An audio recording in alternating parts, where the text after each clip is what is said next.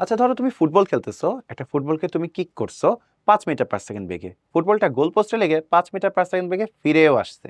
তোমাকে আমি জিজ্ঞেস করলাম এক্ষেত্রে বলের ঘাত কত হয়েছে, তো তুমি কিভাবে সলভ করবা? ভাই এটা খুবই সহজ, বলের ঘাতে সূত্র বসাই দিবা। বলের ঘাত যে সমান লেখা যায় m into v minus u, ভরবেগের পরিবর্তন। যদি বেগের পরিবর্তন হয়, ভর তো চেঞ্জ হয় নাই।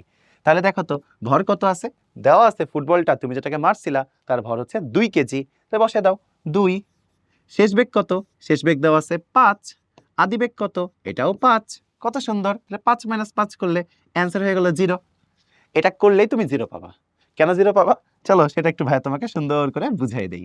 এখানে একটা সূক্ষ্ম ভুল আছে। তুমি যখন বলের ঘাত বের করছো, মাথায় রাখবা যে সমান m into v minus u, ফর্মুলাও ঠিক আছে। ভুল কোথায় হইলো ভাইয়া? ভুলটা হইছে দিক নিয়ে।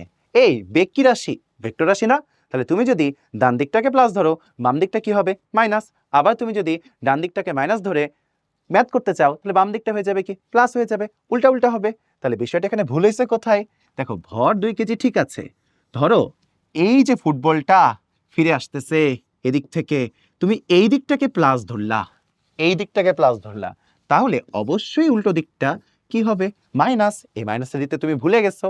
তো দেখো কি করতে হবে, তুমি শেষ বেগটাকে যদি +5 দাও, আদি বেগটা 5 না, হবে কত? -5। তো দেখো তো এই মাইনাসে মাইনাসে প্লাস হয়ে যাবে, 5 × 5 = 10, 10কে 2 দিয়ে গুণ দিলে হবে 20। এইভাবে তোমাদের অ্যান্সার বের করতে হবে। তবে কেউ যদি চাও তুমি এই দিকটাকে মাইনাস ধরবা, ওই দিকটাকে প্লাস ধরবা, তারও অ্যান্সার ঠিক আছে। তার কি হবে জানো? তার ক্ষেত্রে এখানে আসবে হচ্ছে -20, কারণ সে দিকটাকে উল্টা করে ধরছে। এই তো। এবং একক কি হবে?